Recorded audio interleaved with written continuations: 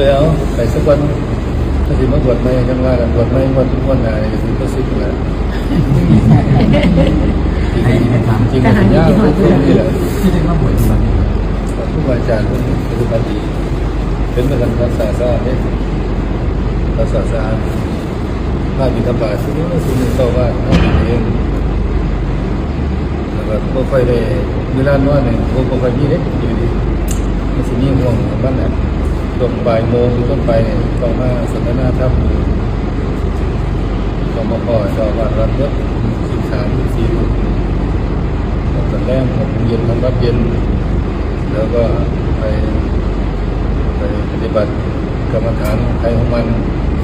ตี3 ครึ่งมาธรรมเช้าตี5 ครึ่งบิณฑบาตลำยัดค่ำเกือบ10 โมงกว่าก็ต้องกลับไปที่ผมไปที่นั่นนะบางทีก็แล้วแต่บ่ายโมงก็ลงมายุ่งเสียมัดมือแป๊บเดียวมัดมือแล้วสำหรับรถ6 กิโลเมตรดีเลย